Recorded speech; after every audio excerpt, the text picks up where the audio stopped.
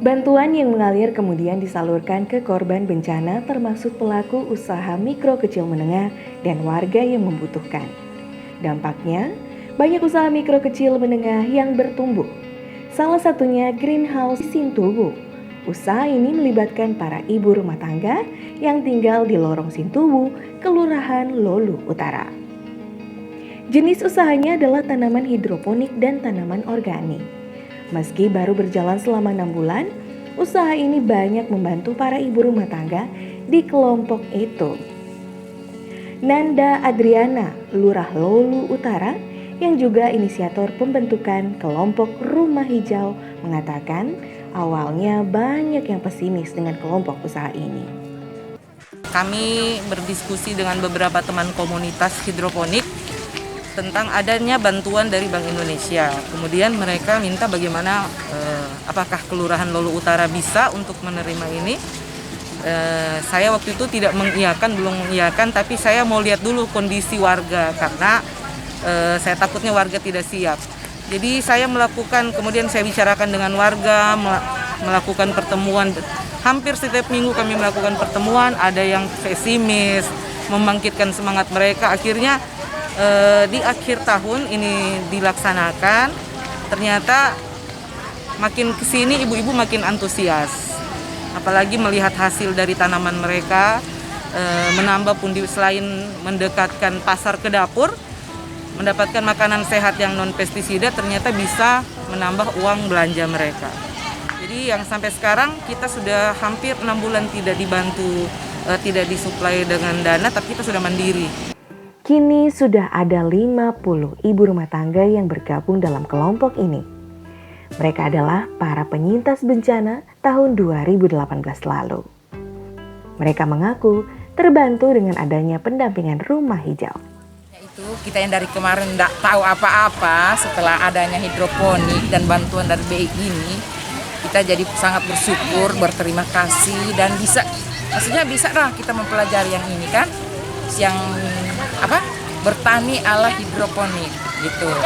Terus cuman kalau dukanya di saat kita menanam, kalau mungkin gagal panen itu mungkin karena penyebab itu hama atau jamur-jamur lain. Nah itu dukanya. Selain greenhouse ini, kita juga dikasih sistem sebanyak 50 orang itu di setiap rumah itu dikasih satu sistem untuk ditanami masing-masing di rumah.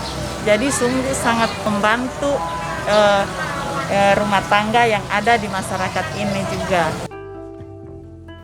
Tidak memiliki keterampilan dalam bertani, membuat tantangan para ibu rumah tangga ini untuk kembali belajar. Walaupun mengalami beberapa kali kegagalan panen, tapi ibu-ibu di sini tetap semangat. Ini mereka terus berproses belajar dan belajar karena memang basicnya ibu-ibu bukan petani, bukan pekebun, jadi memang ada up and down yang terjadi berulang-ulang. Tapi sampai dengan hari ini bisa dilihat sendiri kondisinya di sini, walaupun ada beberapa kali kegagalan, kita terus belajar, mencari bantuan di berbagai pihak, baik dari akademisi, dari dinas pertanian sendiri, dari komunitas. Itu kita semuanya setiap minggu ada pertemuan untuk mendengarkan dan mencari solusi-solusi masalah yang dihadapi di kelompok tani hidroponik ini. Untuk pemasaran kelompok usaha kecil menengah greenhouse ini memanfaatkan media pesan singkat WhatsApp. Sayang, karena masih belum berpengalaman, stok tanaman yang dijual masih sulit memenuhi pesanan di pasaran. Kami belajar untuk bagaimana caranya kelompok masyarakat ini terutama bisa diterima dulu di pabrik.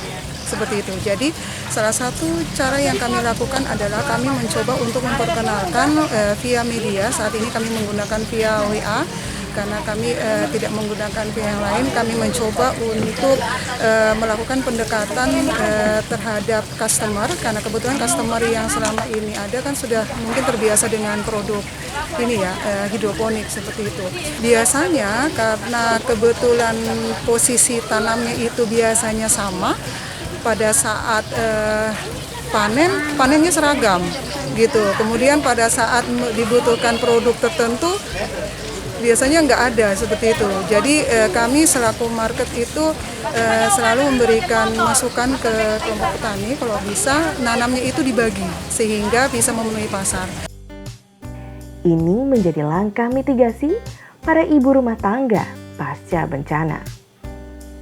Dari belajar bertani, mereka dapat memenuhi kebutuhan pangan sendiri.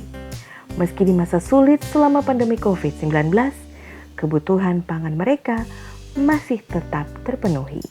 Juga ini merupakan salah satu mitigasi bencana yang dilakukan oleh warga, karena kita ingat di tahun 2018 kemarin ketika bencana kita banyak mengkonsumsi makanan kemasan, kemudian akhirnya juga ada beberapa yang menjadi penyakit gatal-gatal. Nah, dengan adanya ini kami berharap ketika nanti ada bencana warga sudah siap. Kita tidak lagi terlalu banyak mengkonsumsi makanan kemasan, tapi sudah siap dengan makanan yang ada di sekitar rumah sendiri.